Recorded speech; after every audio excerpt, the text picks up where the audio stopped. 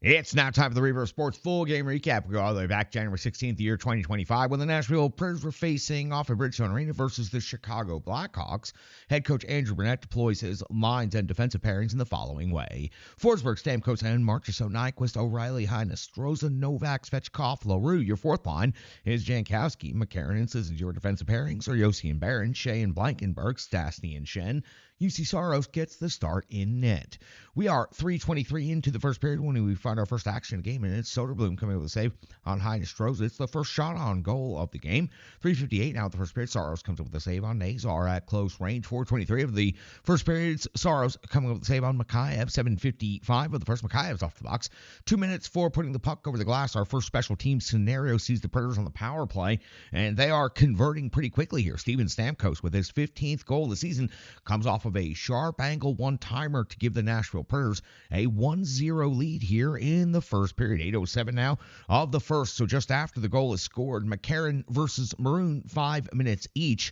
A whole lot of holding each other off till the linesman broke things up, so not much to talk about in that scrap. 10:54 of the first period. Jones off to the box, 2 minutes for high sticking. Soderblom's going to come up with a save on Forsberg. Saros would then have to come up with a save on Nazar. Short-handed breakaway after Brady Shea loses an edge. 14:50 of the first period. It appears that Vlasic puts the puck into the net, but it is waved off immediately for goalie interference. Challenged, upheld, and Chicago would then get a 2-minute delay of game penalty for a failed challenge. The Chicago Blackhawks would not give up a single shot on goal during their penalty kill, and matter of fact would be quite strong out there on the effort. 18:03 of the first period. Saros comes up with a save on Hall, and we go to the end of the first period with the Predators leading 1-0, but Chicago is shooting Nashville 9-5 and honestly outplaying the Predators.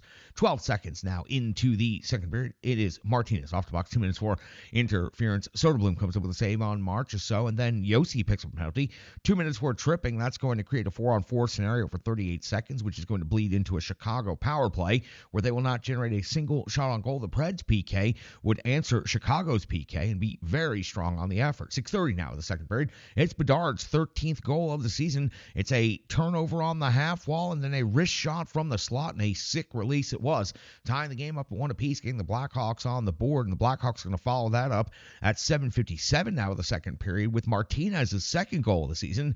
Loose play allows the Blackhawks to take the lead 2-1 right here. As a matter of fact, a tough bounce off of UC Saros and into the net makes it 2-1 now in favor of the Chicago Blackhawks. 9:10 of the second period. Soderblom coming with a save on Svechkov. 11:04. Soderblom comes up with a save on Barron. 12:47. Soderblom another save on Shea. And 14:45. UC Saros makes an appearance, coming up with a big save on Bedard before Soderblom goes back to work. 16:30. A save on McCarron. 17:37. A save on Stamkos. 18:43. A save on Forsberg. And then UC Saros clocks back in for one more stop on Jones at the 19:10 mark of the second period. We go to the intermission with the Predators gaining some momentum, but behind on the scoreboard 2-1.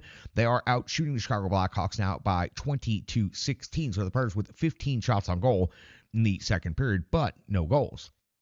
1-1 now at the third period. Soderblom coming with a save on O'Reilly from the slot area. 2 minutes into the third period. Soderblom coming with a save on Sissons. 3:21. Soderblom a save on Yossi. 4:27. UC Saros comes with the save on Teravainen. 6:16 of the third period. Soderblom coming with a save on O'Reilly. And 8:07. Another save on Yossi's one-timer. We flip over to the backside of the sheet and we pick the action back up at 10:58. Soderblom's coming up with yet another save on the captain, Roman Yossi. At 11:14 of the third period, it's UC Saros coming with a save on Nazar. End-to-end exchanges here over the previous 20 seconds of this third period. The most exciting part of the first three periods to this point. 13:47 of the third. Soderblom coming with a save on Heines Stroza at close range. 14:55. Another save on LaRue with the partial breakaway. Just not enough time or space there to really get the job done. 16:57 of the third period. It's Philip Forsberg with his 13th goal of the season. A heavy slap shot off of the rush ties the game up at 2 apiece, and Philip Forsberg got absolutely all of this one. 17:23 of the third. Soderblom comes up with a save on McCarron. 19:46 of the third. Soderblom comes up one more save on Shea. We at the end of regulation with the Nashville Predators out shooting the Chicago Blackhawks 35-23, but securing a point by coming back with 3 minutes to go and tying this game. We hit the 3-on-3 overtime session at Bridgestone Arena, and 39 seconds in, it's Soderblom coming up with a save on Marchessault. Then 54 seconds in, it's another save on Forsberg. 2:02 into the overtime, it's Soderblom with a save on Novak. 2:40, another save on O'Reilly.